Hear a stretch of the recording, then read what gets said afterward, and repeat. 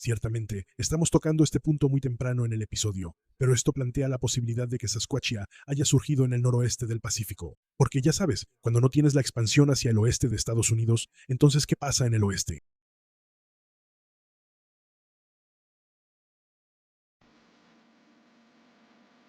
Bienvenidos al podcast History Guy Contrafactuales. ¿Qué es un contrafactual? En su forma más básica, un contrafactual es un ¿qué hubiera pasado si? Es una forma de entender la historia tal como es, discutiendo lo que pudo haber sido. Soy Josh, escritor para el canal e hijo de The History Guy. Por supuesto conocen al mismísimo The History Guy, Lance, y a nuestro amigo Brad. También vamos a invitar a algunos invitados para animar nuestras discusiones sobre lo que pudo haber sido. Esta es una serie de podcasts que se centra en esa pregunta eterna.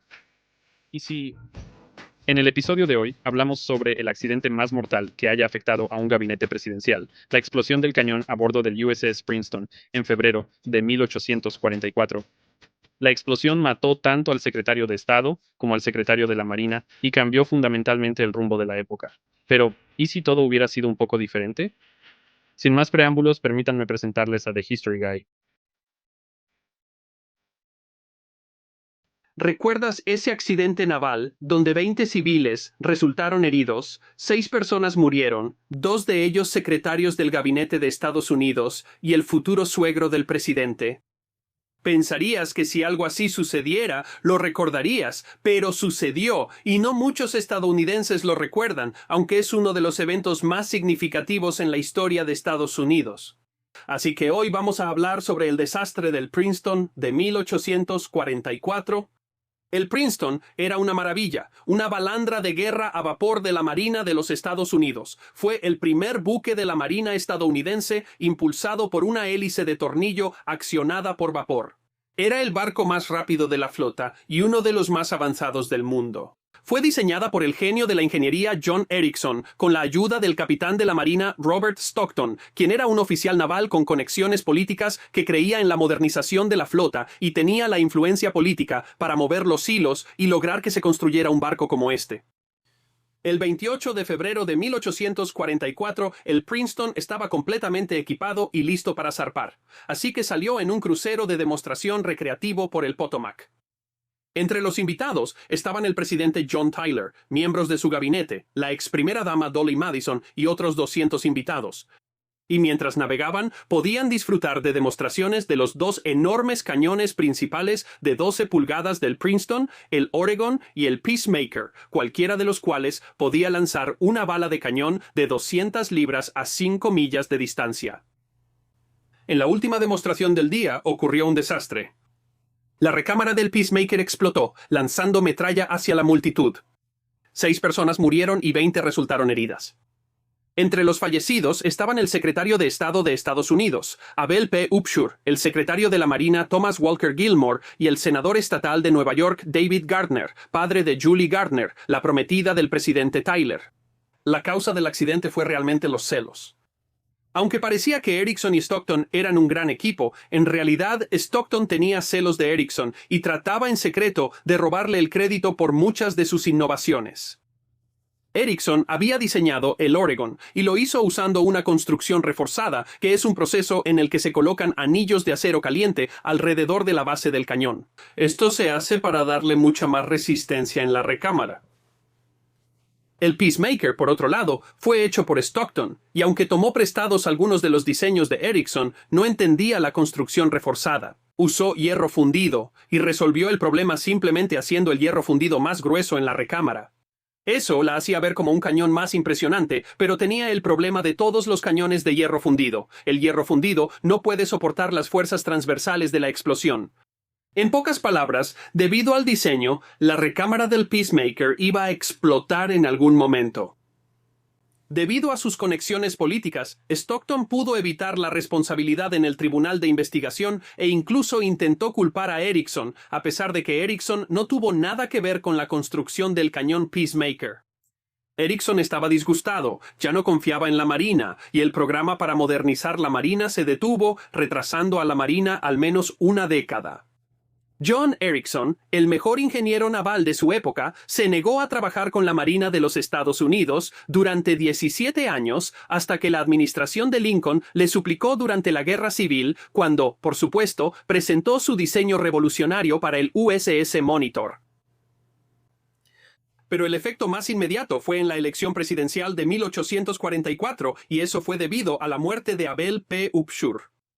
Upshaw era un político fantástico y acababa de llevar a cabo delicadas negociaciones con los partidos de la época, los Whigs, los Demócratas y Sam Houston en Texas, para incorporar Texas a la Unión, la estadidad de Texas, antes del final de la administración de John Tyler. Ese acuerdo murió con Upshaw, especialmente porque su reemplazo, John C. Calhoun, logró enemistarse con los Whigs. Eso era importante porque la estadidad de Texas era el gran argumento de John Tyler para su reelección. Y cuando el acuerdo se vino abajo, su popularidad disminuyó, sus posibilidades de reelección disminuyeron y terminó ni siquiera postulándose en 1844, pero también impactó la nominación demócrata. Debido a la muerte de Upshaw, la anexión de Texas fue un tema importante en la campaña de 1844, y eso hizo que los demócratas se alejaran de su candidato favorito original, el expresidente Martin Van Buren, quien se oponía a la expansión, para elegir a un candidato a favor de la expansión, el desconocido James K. Polk, y eso permitió que los demócratas atrajeran a los antiguos votantes de John Tyler al Partido Demócrata. Y luego Polk ganó la elección de 1844 contra el candidato del partido Whig, Henry Clay, por el tema de la expansión de Texas. Y así que, si no hubiera sido por la explosión a bordo del Princeton, nuestro 11º presidente, James K. Polk, ni siquiera habría sido nominado, mucho menos elegido. La explosión determinó la elección de 1844. ¿Qué tan importante fue James K. Polk? Bueno, a pesar de que solo gobernó durante un mandato, la administración de Polk en realidad fue sumamente impactante. El apoyo de Polk al Destino Manifiesto y a las ideas expansionistas impactó directamente el mapa de la nación a través de cosas como la adquisición del territorio de Oregón. Pero quizá de manera aún más poderosa fue su impulso por la expansión y los actos directos de James K. Polk como presidente lo que nos llevó a la guerra con México en 1846. Y la guerra México-estadounidense tuvo enormes impactos tanto en Estados Unidos como en México, directamente a través de cosas como la adquisición de California y el suroeste estadounidense.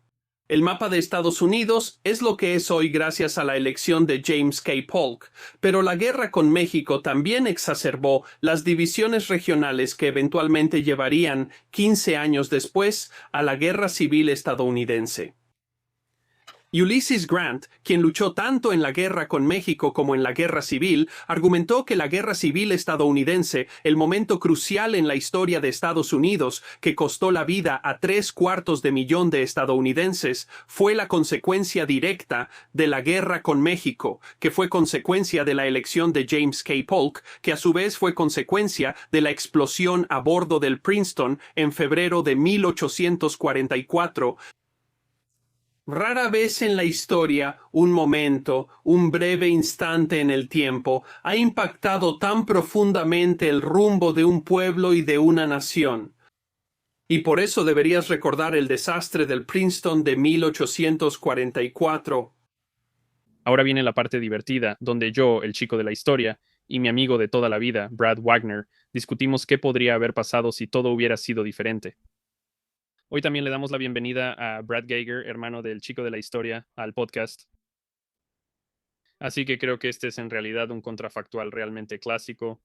Es uno que, creo que mucha gente no conoce esta historia, pero en cuanto a lo que pudo haber sido diferente, quiero decir, este es un evento clásico. Es un solo caso, honestamente, donde las cosas cambiaron drásticamente. Y es interesante que no recordemos esta historia considerando cuántas personas importantes murieron. Quiero decir, en este caso murieron más miembros del gabinete en este hecho que en cualquier otro episodio de la historia de Estados Unidos. Y como video o como episodio, quiero decir, es uno de los pocos que realmente habla sobre contrafactuales en el episodio.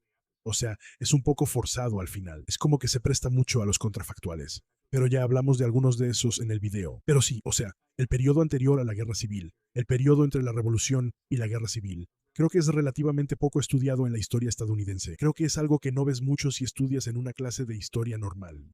Así que eso puede ser parte de ello, entender que muchas cosas importantes están ocurriendo en este periodo. Pero, o sea, si le preguntas a la gente sobre, ya sabes, John Tyler o James K. Polk, no creo que la mayoría de los estadounidenses puedan decir algo al respecto. Tal vez recuerden Tippecanoe y Tyler también, ¿verdad? Eso es, sí. Sí, y fue cuando fue Tyler también, ¿verdad? O sea, sí. Entonces, realmente es interesante por la importancia. Tienes razón, si hoy pasara algo que matara, ya sabes, a miembros del gabinete en una explosión accidental, o sea, sería algo muy grave. Ya sabes, el secretario de Estado, por el amor de Dios. Y en ese momento, posiblemente el secretario de la Marina era aún más importante. Y sí, ya sabes, es interesante que el desastre del Princeton esté relativamente olvidado y que sus impactos sean aún menos comprendidos porque la gente simplemente no entiende esta época en la historia de Estados Unidos. Pero quiero decir, creo que vamos a descubrir, por supuesto, que los posibles impactos son bastante significativos. Sí, Sí, este fue un periodo que, sí, por olvidado que esté, quiero decir, la gente no recuerda a estos presidentes, no vas a recordar muy bien a Tyler, no vas a recordar a James Polk. Y después de eso, quiero decir, tenemos una serie de personas que nadie recuerda. La gente no recuerda a Zachary Taylor, Millard Fillmore, Franklin Pierce. Quiero decir, estos son los presidentes olvidados por excelencia. sí. O sea, sí, después de Lincoln, ya sabes, no conoces el nombre de nadie, ¿verdad? Quizá recuerdes cómo lo dijo Dave Barry en su libro de historia. Todo lo que sé es que tuvimos un montón de presidentes, y estoy bastante seguro de que uno de ellos se llamaba Rutherford. Pero es interesante porque hay una visión de la historia estadounidense, si tienes una visión más dialéctica, que dice que todo lo que pasó entre el final de la guerra de 1812 y los disparos en el fuerte Sumter fue sobre cómo lidiar con la esclavitud. Pasaron muchas otras cosas, ya sabes, pero el factor definitorio siempre fue este conflicto cada vez más intenso, cada vez más amargo y cada vez más peligroso sobre la esclavitud y todas las maquinaciones y toda la política que giraba en torno a evitar que eso fuera lo que rompiera a la nación. Y eso va a estar muy relacionado aquí de maneras sorprendentes. Creo que voy a relacionarlo. O sea, sí, tienes razón, la verdad. Incluso si ves las discusiones que llevaron a la Constitución, ese tema fue realmente el tema central. O sea, ellos sabían que al formar la nación, sabían que ese era el tema que podía causar que la nación se dividiera, o que ese era el tema que podía impedir que la nación se unificara. Sí, y ellos sabían eso desde el principio, y con el tiempo nos ibas a alcanzar. Y este incidente, este accidente en este barco, tiene mucho que ver con el momento en que eso ocurrió o no ocurrió. En algunos de los eventos eso realmente hace una gran diferencia. Pero también, dejando eso de lado, el otro, ya sabes, el otro gran tipo de conflicto en la historia de Estados Unidos tiene que ver con el destino manifiesto, nuestras relaciones con las tribus nativas americanas. Y este es realmente el periodo que define eso. Así que esto, sin esta explosión, podríamos tener unos Estados Unidos muy diferentes a los que tenemos hoy, basándonos en los temas más importantes de esa época. Pero también, ya sabes cómo terminamos definiendo todo nuestro gobierno, el poder del presidente, todo eso está muy ligado a esto. Podríamos tener una presidencia mucho menos poderosa hoy en día si esta explosión no hubiera ocurrido. Lo cual, por supuesto, ya sabes, piénsalo. Quiero decir, mientras discutimos eso, o sea, hoy hay manifestaciones de No Kings. Imagina, ya sabes, sí, nuestro presidente estuviera mucho más limitado. Además del simple hecho de que estamos al borde, este es otro punto que la gente no entiende. Con esta explosión, estamos al borde de una crisis constitucional que podría redefinir totalmente cómo vemos al gobierno, porque la presidencia es extraordinariamente frágil en este momento. Que, ya sabes, el barco está explotando a su alrededor. Así que realmente es una historia interesante. Además, creo que antes de entrar en eso, tenemos que mencionar al verdadero genio olvidado de John Erickson. Y creo que parte de la discusión va a ser, ya sabes, ¿qué pasa cuando sacamos a Erickson del diseño naval de Estados Unidos? Durante, ya sabes, 20 años. Pero lo importante que fue John Erickson para la historia mundial y la historia de Estados Unidos, hay un monumento a Erickson en Washington, D.C. No creo que la gente lo aprecie como el inventor de la hélice de tornillo. Así que, parte de, ciertamente, la historia del Princeton es lo que le hace a la reputación de Erickson y su trabajo con el gobierno de Estados Unidos. Y, ya sabes, que pudo haber cambiado todo eso. O sea, es algo enorme. ¿Sabes? Y se puede argumentar. En este punto estábamos decidiendo si íbamos a tener una gran marina o un gran ejército. Siempre ha sido un conflicto, especialmente en los primeros tiempos de Estados Unidos. Y se podría argumentar que, y especialmente en este momento se estaba argumentando que la marina era más importante, que necesitábamos la marina para protegernos de otros estados. Básicamente acabábamos de perder la guerra de 1812, aunque nunca lo admitimos. Bueno, ¿Sabes? Sí, o sea, la guerra de 1812 literalmente terminó con el status quo, antebellum. Así que, o sea, creo que literalmente se define como un empate, pero para... Pero, ¿sabes? O sea, Sí, no nos quedamos con Canadá, no nos quedamos con Canadá, no nos quedamos con Canadá, y luego ellos no, ya sabes, quemaron la capital. Así que, quiero decir, en Nueva Orleans, sí, así que, pero se podría argumentar fácilmente, especialmente porque somos una nación que está principalmente confinada a la costa este o cerca de ella, que una marina es mucho más importante. No tenemos enemigos continentales, ya nos arreglamos con Gran Bretaña, no vamos a invadir Canadá otra vez, al menos no pronto. Y sabes, no lo haremos. Estamos tratando de averiguar qué vamos a hacer. Y esto no solo retrasa ese progreso y que nos convirtamos en una fuerza internacional masiva en el Atlántico, como mínimo. También con la elección de Polk a la que te referiste. Polk luego inicia la guerra entre México y Estados Unidos, que es una guerra terrestre que, aunque no aumenta enormemente el número de tropas armadas. Como sabemos, prácticamente cualquiera que hizo algo en la guerra civil aprendió sus habilidades en la guerra entre México y Estados Unidos. en la mexicana. El Max Mirror tiene un gran impacto en la guerra México-estadounidense.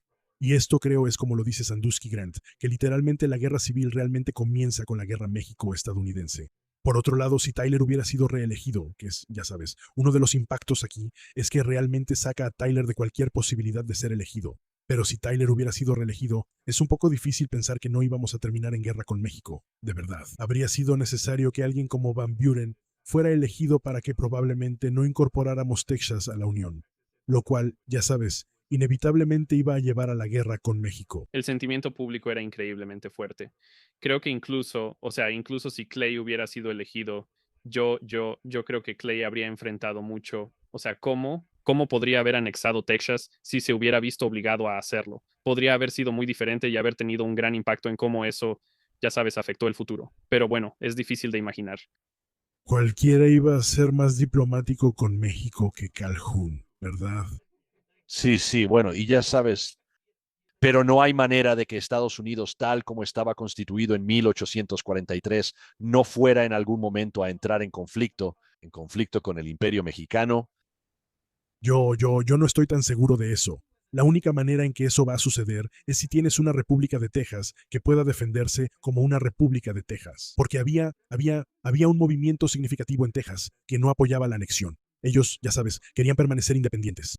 Y la pregunta era, ya sabes, ¿Santa Ana siempre iba a atacar Texas? ¿O existe la posibilidad de que hubiera preferido a Texas como un estado tapón? Así que creo que la única manera de evitar la guerra con México sería, ya sabes, si Texas permanecía independiente. La anexión de Texas hizo inevitable la guerra, creo yo. Pero no era inevitable cuando sucedió. ¿Íbamos a pelear para tomar California? Sí. ¿Y el resto del oeste? Sí. Eventualmente. El oro iba a aparecer, y el oro iba a ser descubierto. Y probablemente, o sea, podrías decir que la implicación aquí es que si hubiéramos tenido a alguien que no fuera tan expansionista. Ahora, ¿qué pasaría si California, Arizona, Utah, hasta Wyoming, todo eso siguiera siendo parte de México? Pero, o sea, ese es un argumento difícil de hacer, porque, ya sabes, la cuestión es que cuando se descubrió oro en California, simplemente iban a llegar muchos más anglosajones que mexicanos. Así que es difícil decir que eso dependía totalmente de esta elección en particular. Aunque de nuevo, el argumento que podría hacer es que la guerra entre México y Estados Unidos no causó una guerra civil, la retrasó. Sí, absolutamente. O sea, uno de los argumentos aquí es decir que si Tyler hubiera sido reelegido. Sí, entonces hay porque él realmente quería expandir la esclavitud hacia el oeste, que era en realidad el problema fundamental que terminó llevando a esto. ¿Peleamos la guerra civil antes? Si no, si este evento no hubiera cambiado esa elección, en particular.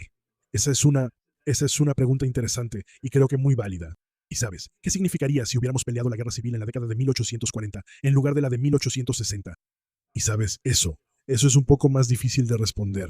Pero quiero decir, ciertamente sí, para mucha gente. La tecnología, sí, la tecnología militar de esos 20 años, así como toda la experiencia que todos los oficiales obtuvieron en la guerra con México, y etcétera. Podría no haber sido un conflicto tan mortal.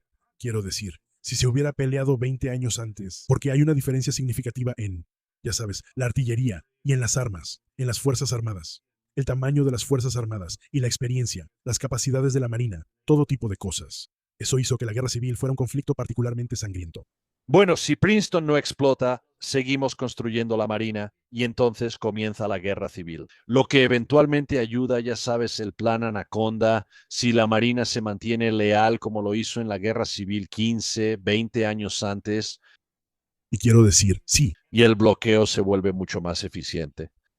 si al inicio de la guerra civil tenemos una armada compuesta por monitores. Quiero decir, eso podría significar que, ya sabes, que la secesión ocurre de manera diferente. O sea, ya sabes, nosotros podríamos haber sido capaces de defender algo. Ya sabes, al final tenemos problemas para tomarlo. Pero quiero decir, podríamos haber sido capaces de defender o reforzar algún territorio. Sumter, Aquí es donde realmente perdemos un diminuto dato que realmente tiene repercusiones. ¿Y qué pasa si el plan Anaconda sigue teniendo aproximadamente la misma calidad de barcos? Tal vez a alguien se le ocurre, oye, vamos a poner un montón de planchas de hierro para blindar un barco.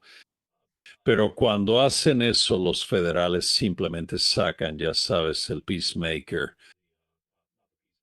El otro, el Oregón, sí, el Oregón que fue hecho así que cuando, No explotaron, sí, sí. correcto, sí, con las bandas de acero, y simplemente, ya sabes, le ponían una doble carga de pólvora y disparaban una bala de cañón. Eso es. Esa es una pieza interesante. Cuando el Merrimack, o sea, el Virginia, está atacando al Congress.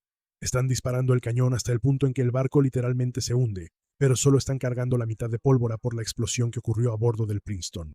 Entonces, si esa explosión no ocurre, si no tuviéramos esas restricciones, o sea, tal vez hubiéramos tenido cañones explotando por todos lados, ya sabes, o tal vez podrían poner una carga completa de pólvora y eso, y el Congress dispara una bala de cañón que atraviesa el techo y sale por la parte inferior del CSS Virginia.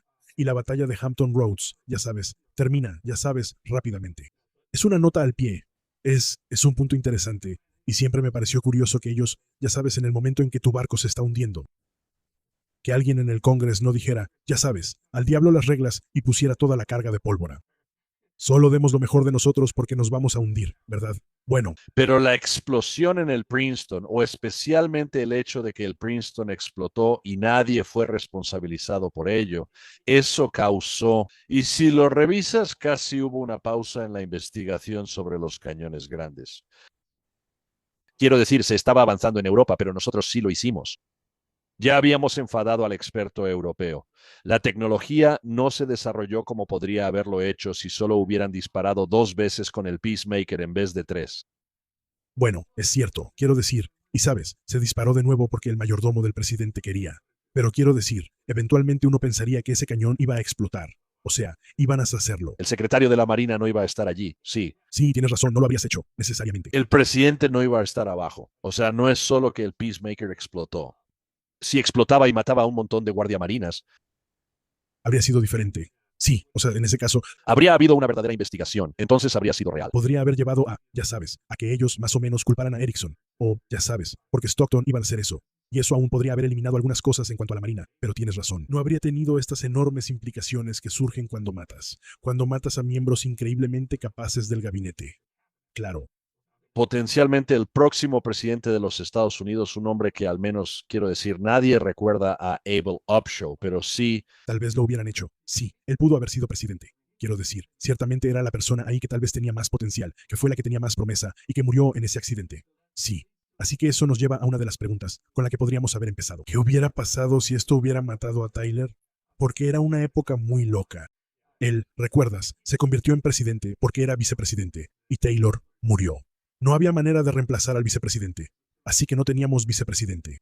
sabes, de nuevo es el problema de Gerald Ford. Gerald Ford nunca fue elegido por nadie excepto, ya sabes, 2/3 de su distrito en Michigan. John Tyler, Por supuesto, o sea, él es la razón en ese momento. No estaba establecido que el vicepresidente se convertiría en presidente. Y de hecho, cuando lees la decisión real, o ya sabes, el texto de la línea de sucesión de 1792, realmente parece que probablemente el vicepresidente no estaba destinado a hacerlo. Sí, sí, Tyler es quien sienta ese precedente para decir que él esencialmente se convierte en el presidente en lugar de ser solo, ya sabes. Y luego el Congreso lo apoyó. Pero eso es interesante porque, ya sabes, fueron los Whigs quienes en cierto modo apoyaron eso. Y luego porque Tyler supuestamente era un Whig y al final no resulta ser tan afín a los Whigs como ellos querían que fuera. Es toda una serie de cosas interesantes sobre eso. Quiero decir, el partido Whig era, bueno, no era un partido seccional.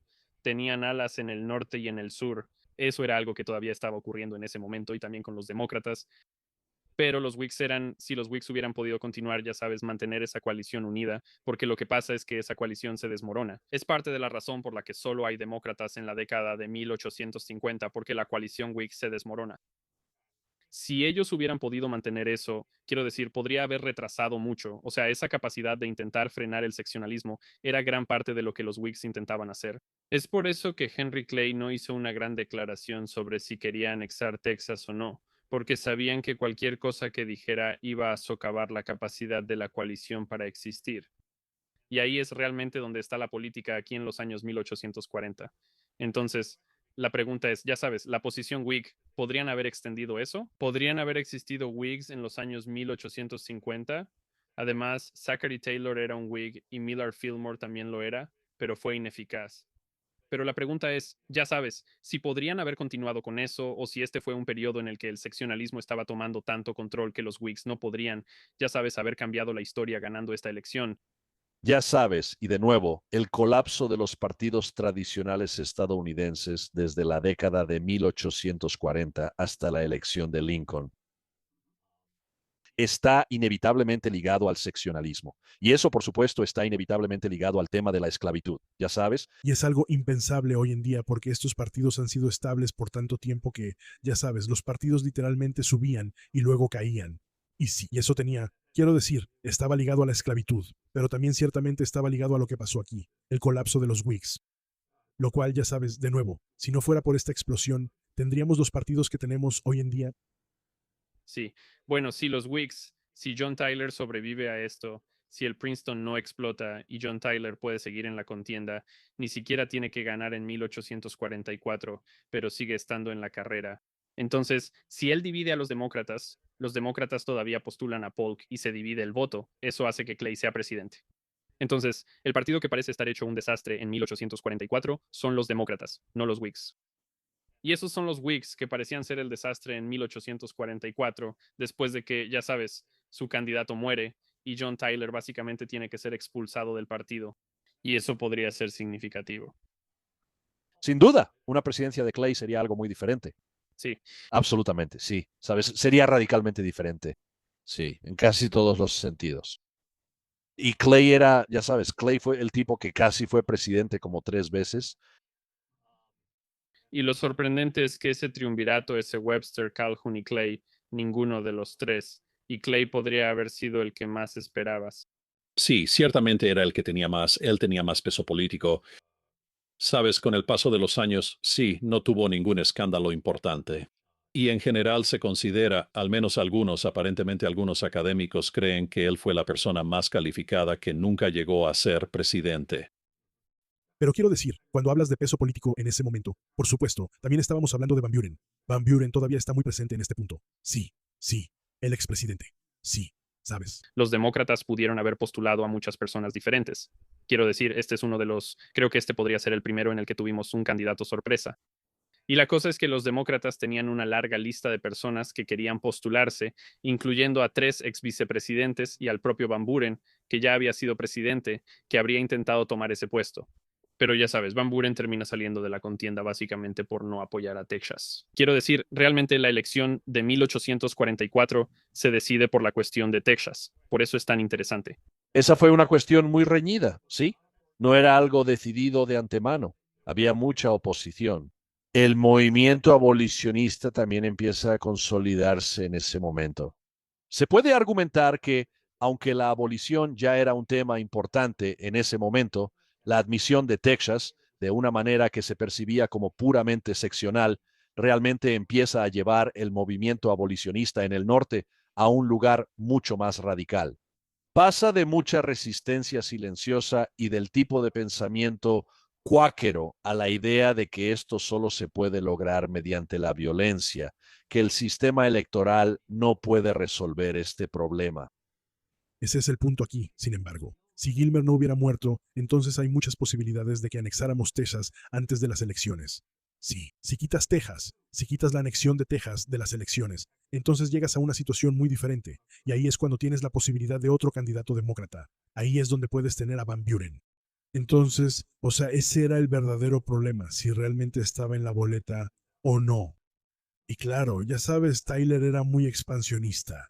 Si Tyler es reelegido, también estamos viendo territorios en el Caribe. Tal vez Estados Unidos no crece hacia el oeste como lo hizo, sino que empieza a crecer hacia el sur. Y muchas de las naciones del Caribe, ya sabes, se vuelven parte de...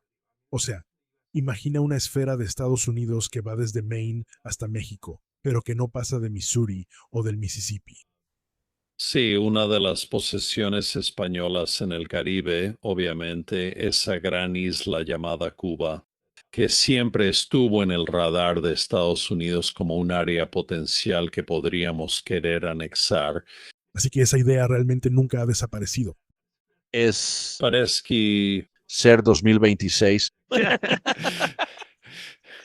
No, o sea, y eso es cierto, no era una colonia rica, pero tenía recursos que podían hacerla rica.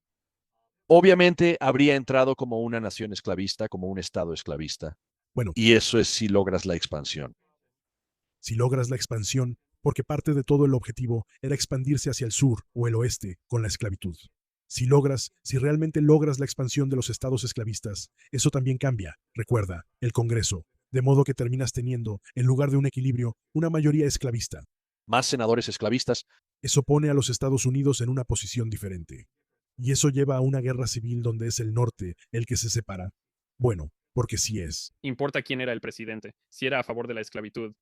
Quiero decir, la razón por la que sucede con Lincoln es porque Lincoln no era lo suficientemente proesclavista, ¿verdad? Quiero decir, en el momento en que fue elegido, realmente no era abolicionista, pero eso no importaba. No lo era, simplemente no era proesclavista. Bueno, Pero, quiero decir, su problema era la expansión de la esclavitud en el oeste. Sí, correcto. Entonces, ¿verdad? Entonces, ¿qué pasa si ya hemos expandido la esclavitud en el oeste? Sí. Quiero decir, ¿siquiera tendríamos a Lincoln?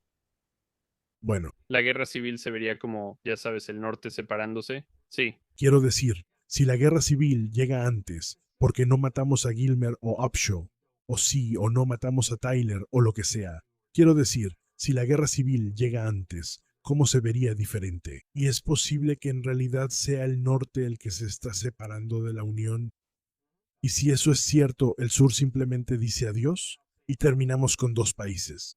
Y si eso es cierto, entonces surge la idea del círculo dorado en el sur, donde en su lugar crean una nación que es el sur de Estados Unidos y el Caribe. Y eso ya es una facción completamente diferente.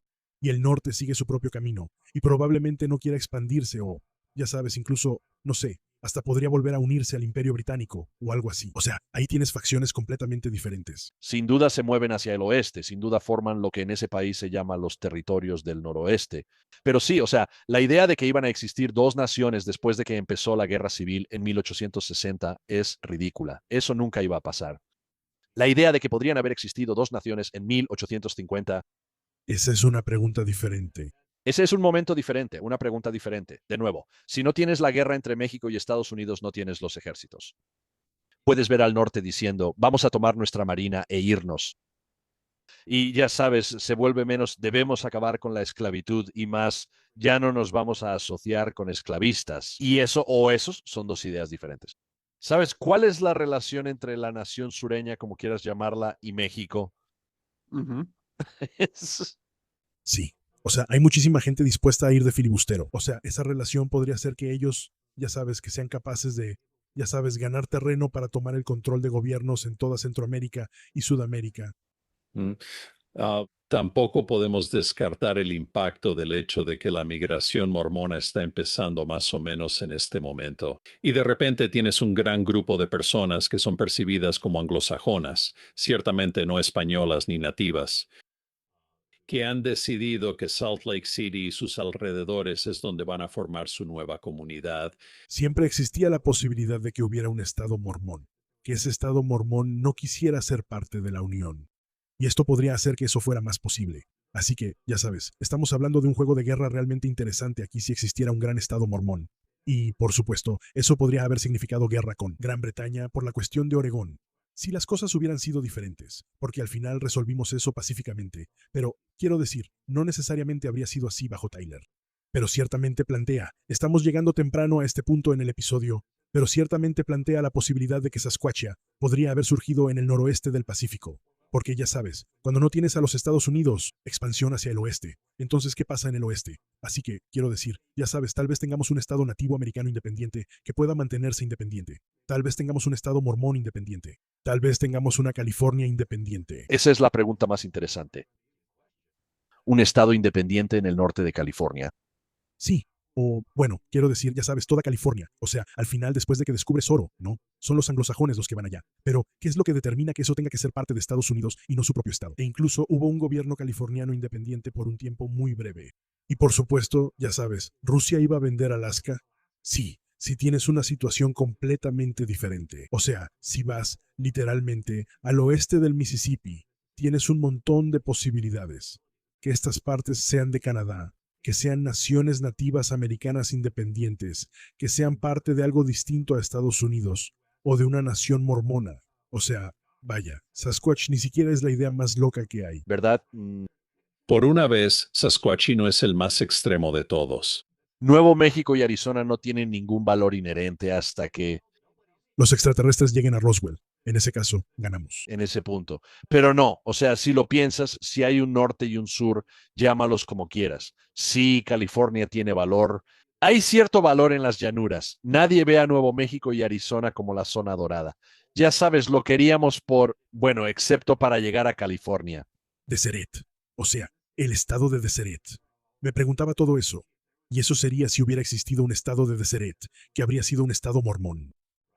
Utah, el oeste de Colorado y el norte de Arizona. El norte de Nuevo México, todo hasta Arizona, Nevada, Nuevo México. O sea, su plan original para Deseret era bastante grande y no se pronuncia Deseret, se pronuncia Deseret. Hazlo mal una vez y te lo van a decir. Pero, o sea, ¿qué tal si tuviéramos una nación de la colmena allá afuera? Y ya sabes, imagina eso. O sea, todavía está bastante poco poblado. Así que ya sabes, si los mormones están a cargo, probablemente no tendrías Las Vegas, ¿verdad? O sea, ya sabes, ¿qué sería eso si tuvieras un estado que literalmente estaba formado por, ya sabes, el oeste de Colorado, Utah, Nevada, el sur de Idaho, hasta Arizona, Nuevo México, un estado teológico muy poco poblado? O sea, ya sabes, estoy tratando de recordar. O quiero decir, ¿o los comanches acabaron con los mormones? O sea, ya sabes, hay otras cosas pasando allá abajo. Turtle Dove tiene una serie en algún lugar donde hay un estado mormón aparte. Nos hemos metido mucho en el territorio de Harry Turtledove aquí, pero sí. Sí, bueno, o Orson Scott Card. Sí, absolutamente. O, ya sabes, y por supuesto, todo esto sería tomado por Japón cuando comenzó la guerra. En realidad no, porque sinceramente esto es algo que fue peculiar de la fiebre del oro en California. Y si no tienes principalmente anglosajones estadounidenses con al menos una ventaja inicial de lo que tenían antes de la fiebre del oro real o de nuestra línea de tiempo, también tienes una gran afluencia de chinos. Y aparentemente los chinos eran increíblemente trabajadores. Ellos tendían a manejar las cosas extraordinariamente bien, hasta el punto en que el territorio de California empezó a aprobar leyes que hoy veríamos y diríamos, ok, nuestros antepasados ya estarían disparando. Me sorprende que los de ellos no lo hicieran.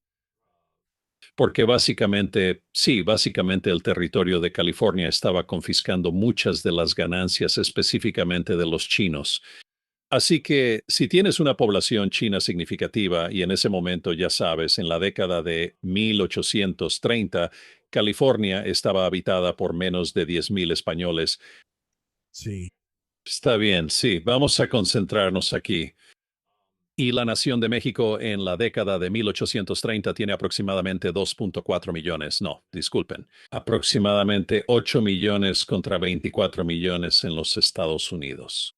Sí, así que solo pongan eso ahí. Un sistema que nunca se organiza alrededor de nada, excepto por el dictador ocasional. La idea de que ellos, ya sabes, mantienen algún tipo de poder gubernamental hasta lo que, ya sabes, llegaría a nosotros en Guadalupe Hidalgo es, O sea, eso realmente... Es ilusorio. Ellos eran muy, sí, claro. O sea, definitivamente no estaban extendiendo su autoridad hasta Wyoming. Así que es un buen punto. O sea, eso significa que este es un territorio completamente abierto para que sucedan varias cosas. Me pregunto si habría la misma inmigración china sin eso, porque mucha de la inmigración china fue para construir el ferrocarril transcontinental, ¿verdad? O sea, pero tienes la rebelión Taiping ocurriendo. Otra cosa que los estadounidenses ni siquiera conocen es que en China estaban luchando una guerra civil mucho peor que la que nosotros peleamos, y al mismo tiempo, sabes, durante 10 veces más tiempo. Pero, o sea, sí hubo un éxodo desde China. Muchos de esos acaban en California y entonces tendrías un estado chino independiente en California. O sea, no es ridículo. Quiero decir, no es una idea ridícula en absoluto.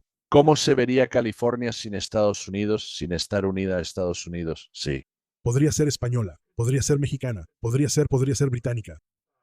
Podría ser, así que podría ser, por supuesto. Podría ser China. Y claro, podría haber sido un estado indígena. Pudo haber sido rusa.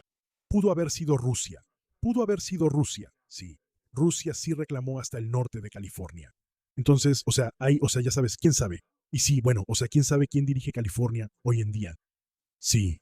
Así que realmente no estamos seguros de cuáles son todas esas simpatías. En el estado actual, pero quiero decir, ahora es el estado más diverso.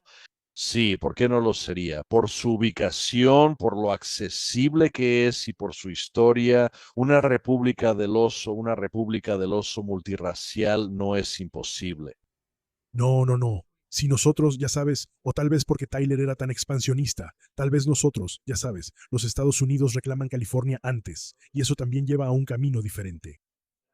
Y si empezamos a tomar, ya sabes, territorios en el Pacífico, ya sabes, y si tenemos estados extra en el Pacífico o estados extra en el Caribe, ninguna de esas está fuera del ámbito de lo posible si tienes a alguien que también es más agresivo en la expansión. El hecho de que no tengamos el Caribe ahora es bastante sorprendente. Quiero decir, eso va un poco en contra de la forma estadounidense de hacer las cosas. Si tuvimos la expansión hacia el oeste, la idea de que no, de que Estados Unidos no incluya a Cuba o a la española en alguna versión, aunque eso es más complicado. En realidad, son las políticas del final del siglo XIX las que son la razón por la que, después de la guerra hispanoamericana, no anexamos. Nos ponen en esta posición en la que no podemos anexar Cuba, porque entonces parecería que somos como los españoles, ¿verdad? Pero quiero decir, en la década de 1850, ¿hay alguien que cuestione, ya sabes, ese tipo de control? Y sí, es una sorpresa. Y ciertamente ese era un plan importante para el sur, después de que se separaron. Expandirse hacia el sur, hacia el Caribe y también hacia Centroamérica y Sudamérica. Y entonces, si los Estados Confederados, ya sabes, logran la independencia, existe la posibilidad de que esos también formen parte de una confederación independiente. Pero quiero decir, realmente es algo único de la época en 1898, realmente es algo único de ese tiempo. Esa es la razón por la que no los incorporamos plenamente como territorios. Y si hubiéramos tomado Filipinas 10 años antes, entonces es posible que, ya sabes, Filipinas sería un estado de Estados Unidos, que la habríamos anexado directamente, anexado Filipinas. Filipinas. Lance, solo para llevar tu punto un poco más allá, ¿qué fue lo que realmente impidió que Estados Unidos dijera, ya sabes, después de tantos años de Santa Ana y esta desastrosa guerra entre México y Estados Unidos? Y, ya sabes, decenas de millones de dólares en deuda con Europa, México, ¿por qué no te conviertes simplemente en un protectorado de Estados Unidos? Sí, absolutamente, sí. Así que constantemente están siendo invadidos por Francia y España. Entonces, ya sabes, tal vez ven a Estados Unidos como la mejor alternativa. Y luego, ya sabes, México, el tema de la esclavitud. México es una nación libre.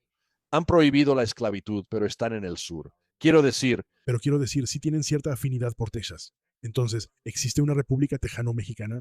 ¿Son parte de una confederación? O sea, es una pregunta. Quiero decir, tendrías que literalmente, ya sabes, bueno, pero digo, si Santa Ana puede convertirse en presidente, no es exactamente como si ellos, ya sabes. como 4 veces, lo arrestaron. No quiero faltarle el respeto a México, pero quiero decir, no es exactamente como si, ya sabes, alguien que tenía poder no pudiera tomar el control o algo así. Pero es un buen punto. O sea, la esclavitud pudo haber sido lo que detuvo eso. Pero quiero decir, se pueden imaginar muchas maneras en que eso podría pasar. Especialmente, digo caray, hasta el siglo XX cuando existía la posibilidad de que Estados Unidos estuviera buscando literalmente comprar el norte de México. Así que sí, definitivamente México no está fuera de juego respecto a lo que podría pasar con Estados Unidos. Y eso depende, otra vez, de quién sea el presidente y qué tan agresivo sea. Quiero decir, después de la guerra entre México y Estados Unidos, ¿por qué no anexamos México? Eso realmente depende de quién esté al mando en ese momento, ¿no? ¿Sí? Prácticamente derrotamos militarmente a México. Sí, había personas que querían hacerlo. Así que quiero decir, La mayoría eran sureños. si cambias esa elección, entonces podrías terminar con personas diferentes en el poder que quieran hacer eso. Y, tal vez todavía siga siendo inestable. Tal vez estarían peleando guerras civiles para siempre. O sea, porque lo hicieron. México prácticamente estuvo en guerras civiles hasta mediados del siglo XX. Pero, o sea, ciertamente hay personas que hubieran querido incluir a México ya sea como parte de una república de Texas, una república confederada o de los Estados Unidos. Y de nuevo, todo eso queda abierto, ya sabes, como posibilidad si solo cambias esa elección en particular. Y esa elección sin duda cambió el día que explotó ese cañón. Una elección con Usher, incluso si no es elegido, sí, o indudablemente no sale elegido. Ya sabes, Polk es de las personas menos probables. Sí, Absolutamente. Fue una serie extraña de circunstancias la que llevó a Polk hasta ahí. Sí, fue una serie de circunstancias muy extrañas. Pero sinceramente, si Gilmer no es asesinado, sí, y Tyler logra incorporar Texas a la República antes de las elecciones, entonces hay muchas posibilidades de que Tyler sea elegido para un mandato completo. Y eso, ya sabes, eso es algo... Él es un tipo muy diferente, pero es un expansionista muy agresivo. pero él no era antimexicano. Él buscaba expandirse hacia el norte, estaba mirando hacia otra área. Bueno, o sea, pero él estaba expandiéndose. Él buscaba expandirse, sí. No, sí, pero, o sea, de nuevo, Esto es que hemos Oregon cuando él se convierte en presidente. Solo hemos hablado un poco sobre qué pasaría si terminamos yendo a la guerra con Gran Bretaña, por Oregón, por el asunto de Oregón, porque estamos tratando con la forma en que eso se resolvió. Sí, también tenemos que recordar que Tyler dejó de ser querido por los Whigs relativamente rápido. Entonces, ¿Tyler es reelegido? Probablemente no. Yo diría que una presidencia de Henry Clay en ese momento es es una posibilidad mucho más probable, si quieres, de una línea de tiempo contrafactual. Imaginando que los demócratas, porque a los demócratas tampoco les caía bien, es decir, imaginando que ellos, si él Ya sabes, anexa Texas, entonces tienes que imaginar que para que Tyler se convierta en presidente, los demócratas se unan a su alrededor, que decidan ignorar las cosas que no les gustan y lo conviertan en el candidato. Si deciden no hacer eso, lo cual realmente no querían hacer, y postulan a casi cualquier otra persona, probablemente sería una presidencia de Clay. Tyler tiene que tener a los demócratas detrás de él si quiere tener una oportunidad. Así que la diferencia fue que no tenía ninguna oportunidad una vez que no pudo anexar Texas. sí. Bueno, y Clay sufre porque ganamos la guerra entre México y Estados Unidos. Clay fue un gran opositor de la guerra entre México y Estados Unidos y siguió estando en contra casi hasta el momento en que ganamos. Sabes, esa guerra nunca ocurre si Clay llega a la presidencia. Creo que podrías haber anexado Texas sin la guerra. Y creo que lo que vemos ahí es que México, por un lado, necesitaba dinero, y creo que él pudo haber tenido una solución diplomática que terminara con Texas. No tendríamos lo que desencadenó la guerra entre México y Estados Unidos, que es este desacuerdo sobre cuál río es la frontera. Si él negocia y dice, vamos a tomar Texas, vamos a poner la frontera donde México la quiere, y Texas va a aceptar eso o no. Y Texas no estaba en una buena posición, tenían muchas deudas, estaban peleando contra mucha gente diferente, realmente solo estaban a salvo de México porque México estaba ocupado destruyéndose a sí mismo. Y entonces, quiero decir, Texas necesitaba un amigo. Hay una razón por la que había un número significativo de ellos tratando de impulsar la anexión a Estados Unidos. La pregunta es, ¿Clay podría haber obtenido concesiones de su parte y qué concesiones podría haber obtenido para que aún así entraran a la Unión como un tipo diferente de Texas? Y esa es una pregunta interesante. Y resolver la frontera sabemos que se puede hacer. Lo hicimos en Oregón. Sí, Sabes, y Gran Bretaña es mucho más difícil de sobornar. Sabes, creo que México, si le ofreces a Santa Ana o sinceramente a quien sea que esté a cargo, le dices, te pagaremos grandes cantidades de dinero para que no pelees contra nosotros. Y creo que México probablemente habría dicho, está bien. sí, sí. Santa Ana ciertamente lo habría hecho.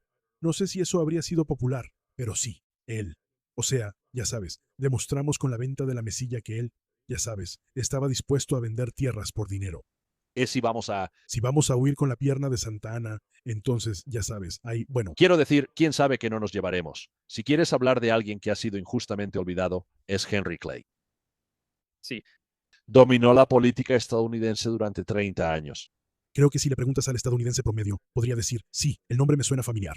No, creo que muy pocos llegarían a decir eso. Daniel Webster es más conocido porque escribieron una historia sobre él discutiendo con el diablo.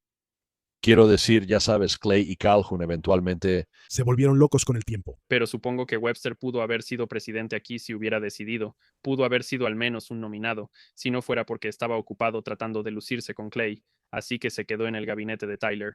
Si él hubiera renunciado junto con los demás, después de hacer eso, los Whigs nunca lo habrían apoyado. Clay era el único candidato razonable en ese momento. Sí, Pero quiero decir, Henry Clay es el hombre que pudo haberlo hecho. Él era uno, y siempre hay esos hombres, pero la elección de Henry Clay habría cambiado la nación de maneras drásticas. Él era el gran conciliador.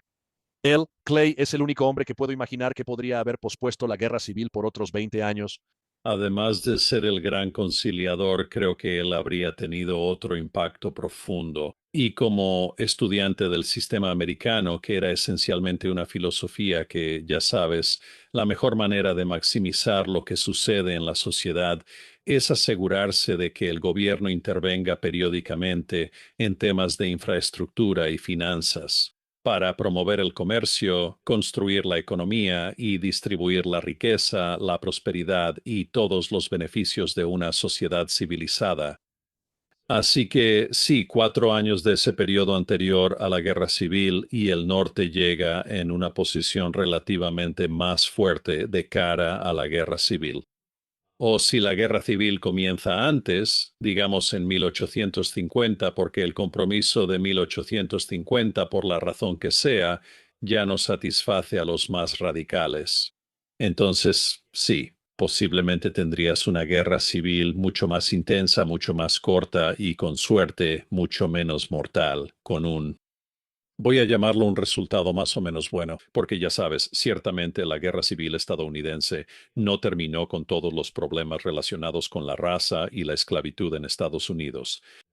Sí, sin embargo, ya sabes, si los confederados hubieran sido derrotados después de 2 años y, digamos, con menos de 700,000 bajas, sí, yo creo que habría sido, en cierto modo, a través de los lentes color de rosa de la historia contrafactual, un mejor resultado.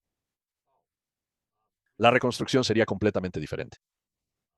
Todo eso se ve bien, se ve completamente diferente. Probablemente hay menos hostilidad. Si la guerra se mantiene en el campo de batalla, la realidad es esta. Gran parte de la oposición, gran parte de la memoria, gran parte del dolor en la Confederación es el daño que se causó.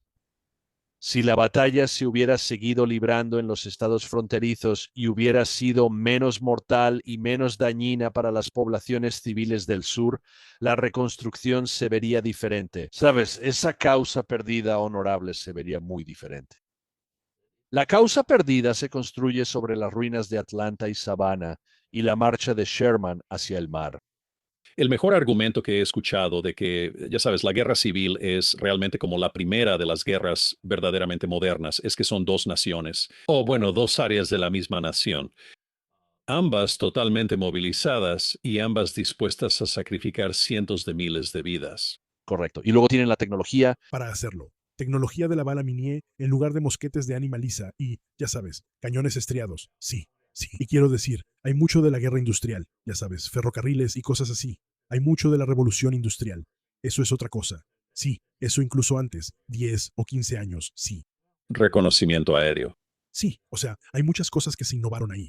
Quiero decir, ya sabes, si hablas de los europeos, siempre tratan de decir que no, que Estados Unidos no hizo eso. Pero quiero decir, ciertamente vas a decir que la tecnología militar es muy diferente en la década de 1860 que en las de 1840 y 1850. Y esas tecnologías pueden volverse mucho más mortales.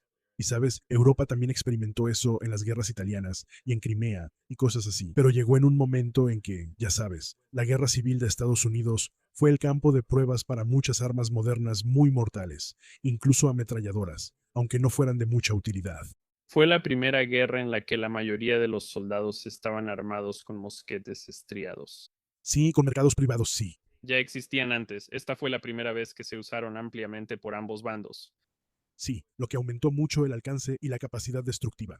Y, bueno, sabes que las balas Minié son mucho más destructivas que las balas de mosquete. Sí. Y eso remitía A la guerra de trincheras. Y ya sabes, se podría argumentar que Europa no aprendió las lecciones de Vicksburg o Petersburg y los peligros de la guerra de trincheras. Quiero decir, el daño estaba ahí con ametralladoras rudimentarias y artillería en constante mejora y ese tipo de cosas. Eso no pasa en 1840. Nada de eso es posible. Y una guerra en 1840 se parece mucho más, en realidad es algo más cercana a la guerra de independencia que a la guerra civil. Y eso lleva a preguntas, o sea, podríamos haber tenido un resultado diferente. ¿Existe la posibilidad de que hubiéramos aceptado una nación dividida? O sí, ya sabes, hubiera llegado al mismo resultado. Habría habido una reconstrucción diferente y una actitud diferente, ya sabes, entre los dos. ¿O habría habido emancipación? ¿Se pelea una guerra civil? Sí, que no termina con la emancipación. Entonces, ya sabes, la esclavitud seguiría ahí, incluso después de la guerra. Esos son todos, ya sabes, la guerra civil llegó cuando llegó la guerra civil. Y si hubiera llegado en otro momento, entonces, ya sabes, ese sería un mundo radicalmente diferente. Esto prepara el terreno para mucho porque el compromiso de 1850 solo ocurre porque estamos lidiando con lo que conquistamos en la guerra entre México y Estados Unidos. El compromiso de 1850, Franklin Pierce decide que eso anuló el compromiso de Missouri, lo que lleva a la ley de Kansas, Nebraska. Y Kansas Sangriento bien podría considerarse la primera batalla de la guerra civil. Absolutamente sí, sigue ardiendo hasta la guerra civil. Correcto. ¿Sabes? Y hablábamos antes sobre personas cuya reputación ha cambiado en los últimos 20 años. John Brown no era un héroe hace 20 años. Eso es cierto. Bueno, o sea, depende. Depende de a quién le preguntes, sí. Pero sí, o sea, cuando hicieron la película con Ronald Reagan, lo retrataron como un loco, ¿verdad? Sí, sí. Esa es una película interesante. era un hombre loco. Pero eso es cierto. ¿Sabes? Sí, locura y una buena causa, toda esa discusión. Sí. Antes de que perdamos esto, una idea. ¿Y si el secretario de Marina, Thomas Gilmer, no muere en el Princeton? Había leído una cita de él o alguien le atribuía una declaración de que quería crear una marina estadounidense que fuera al menos la mitad del tamaño de la Marina Real Británica. Vaya, Así que no estamos hablando de 60. con él, y habría sido una mejor marina. Habría sido una mejor marina. Habría sido una marina más avanzada que la Marina Real Británica. Lo que fue interesante. Fue que eso fue una maniobra sureña. Esas eran personas del sur que pensaban que necesitaban eso para proteger la esclavitud. Y luego ya sabes, nuestro hipotético inicio de la Guerra Civil de Estados Unidos en 1854 o 1857, suponiendo que Winfield Scott todavía tenga la misma idea general, que es, está bien, los vamos a matar de hambre, solo manda la Marina y bloquea todo. No habrías tenido una situación como en 1861, donde definitivamente había algunas carencias. Es muy posible que la guerra civil que empieza antes en la línea de tiempo alternativa se vea gravemente afectada por una marina de los Estados Unidos mucho más efectiva que termina siendo utilizada. De hecho, Podrías argumentarlo donde quieras. Podrías decir que la Marina realmente ganó la guerra civil. Y en el momento en que construimos la Marina Fluvial, y en el momento en que tuvimos la ventaja en los acorazados, fue cuando el plan Anaconda realmente funcionó. Y la gente olvida que la Marina ganó el control del Mississippi. Sí, la Marina ganó, o sea, más que Grant. La Marina ganó el control del Mississippi. Y sí, entonces, o sea, si la Marina hubiera sido más poderosa al inicio de la guerra, claro, eso asume que, ya sabes, partes importantes de la Marina no se van con la Confederación, ¿no? Si la Marina hubiera sido mucho más poderosa al inicio de la guerra civil, entonces eso podría haber resultado en un desenlace muy diferente y mucho más temprano en la guerra civil. O quiero decir, tal vez incluso, ya sabes, la Confederación no estaría dispuesta a arriesgarse a la secesión porque la Marina de los Estados Unidos es tan intimidante. Bueno, y una de las cosas, pero de nuevo, ellos se mantienen leales. La razón por la que el ejército se vuelve importante es por la guerra entre México y Estados Unidos. La mayoría de esos militares, la mayoría de los líderes militares se van al sur.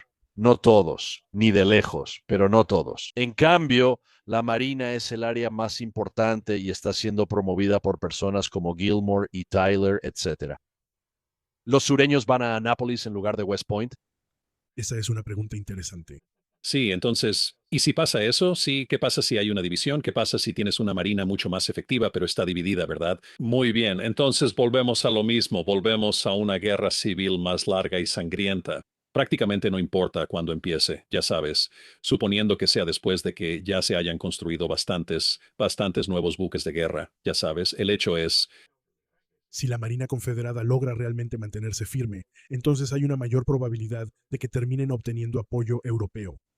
Porque al final, quiero decir, el apoyo europeo es difícil, pero, ya sabes, los europeos quieren el algodón del sur. Bueno, pero eso, ya sabes, el sur es, ya sabes, tienen suerte en cuanto a burlar el bloqueo para poder meter armas al sur. Pero ciertamente no pueden continuar así. Ya sabes, un comercio significativo. Así que si la Marina Confederada puede proteger el comercio confederado, entonces eso podría cambiar todo el resultado de la guerra. En parte porque podría dar, ya sabes, un mayor impulso para que las potencias europeas apoyen a la Confederación. Bueno, y el movimiento abolicionista y el movimiento antiesclavista en Inglaterra está creciendo entre 1840 y 1860. Sí, obviamente, el hecho de que el sur parecía que siempre iba a perder fue una de las razones por las que los británicos no se involucraron, pero también había una objeción moral significativa a la esclavitud en ese momento. Sí, o sea, nunca pudieron ponerse de ese lado por la esclavitud. Así que tienes razón, ¿sabes? Si hubiera ocurrido 10 o 20 años antes, ¿sería así? Es esa la barrera en la que se convertiría, ya sabes, en la década de 1860. De nuevo, esos 15 años. O sea, básicamente estamos diciendo que si la guerra ocurre 15 años antes, todo sería diferente. O si la guerra también se evita. Lo cual, ya sabes, es otra posibilidad. Dependiendo de quién esté ahí, es si nosotros. Quiero decir, siempre ha habido un argumento que dice que incluso el sur se dio cuenta de que la esclavitud, ya sabes, estaba, ya sabes, en camino a desaparecer. Y por lo que sea que dijeron, existe la posibilidad de que hayamos podido evitar la guerra civil hasta que la esclavitud, de alguna manera, muriera de muerte natural. ¿Pudo? ¿Pudo Clay haber alcanzado ese compromiso como propietario de esclavos que era algo respetado en el norte? Sabes, ciertamente más que Polk o cualquiera que lo siguió, Pierce. Sabes, Clay, ¿pudo Clay habernos llevado por ese camino? Creo que él es la única persona que posiblemente pudo haberlo hecho. Y así surge alguien más, cosa que no ocurrió porque, ya sabes, ni siquiera conocemos el escenario en ese momento. Pero sí, sí. sí, ya sabes. Otra pregunta es, ¿la guerra civil ocurre o se retrasa significativamente, incluso hasta un periodo posterior?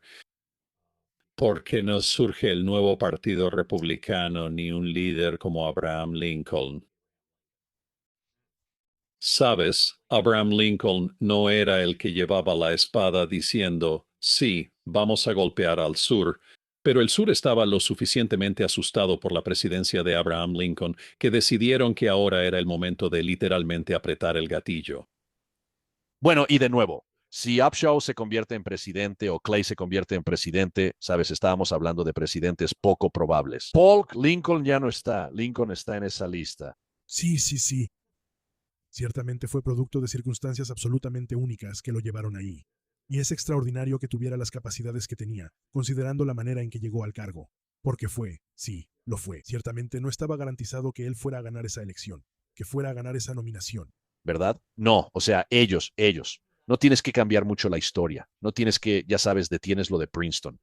Las probabilidades de que Lincoln se convirtiera en presidente se reducen de 10 a 0.10%. Este es un evento bastante olvidado que fue literalmente solo un momento en el tiempo.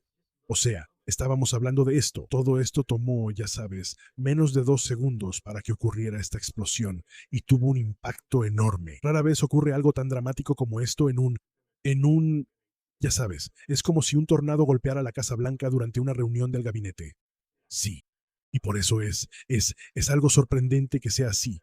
Y sinceramente, creo que aquí me voy a echar flores a mí mismo. Creo que he visto mucho más sobre esto en las redes sociales después de que se produjo mi episodio que antes. Creo que, incluso cuando esto se produjo, ¿hace cuánto? 8 años. Era incluso menos conocido de lo que es hoy. Es sorprendente que la gente no sepa sobre este incidente, porque, ¿sabes cuándo? En la historia, si matabas al secretario de Estado y al secretario de Marina y, ya sabes, a 2 miembros del gabinete, quiero decir, ¿cuándo en la historia eso no iba a ser un evento significativo, no? Pero que suceda justo cuando Texas está siendo admitido, por las dos personas que tienen más probabilidades de lograr que Texas sea admitido. Sí, o sea, esto es particularmente así. Quiero decir, esto es. Sorprende lo poderoso que esto pudo haber sido. Y ni siquiera es necesariamente la teoría del gran hombre. Realmente es la teoría del punto único en el tiempo, ¿verdad? Que dice que es así. Es un hecho que ocurre justo en el momento exacto, que tiene un impacto tan significativo. Y por eso es un contrafactual fácil de argumentar. Solo porque es, quiero decir, el mundo entero se vería diferente. Y es por este cambio. Pero quiero decir, esto habría sido un cambio radical. En cualquier otro momento. ¿En qué otro momento de la historia habrías tenido una explosión naval que matara a miembros del gabinete? Y todos dicen, no recuerdo eso. Sí, Sabes, esto simplemente ocurre. Ocurre durante un momento muy crítico en la historia, pero uno que no es muy recordado. Gracias por escuchar este episodio del podcast History Guy. Esperamos que hayas disfrutado este episodio de Historia Contrafactual. Y si fue así, puedes encontrar mucha más historias si sigues a History Guy en YouTube. También puedes encontrarnos en thehistoryguy.com, Facebook, Patreon y Locals. Si quieres escuchar más historias contrafactuales, mantente atento. Publicamos podcasts cada 2 semanas.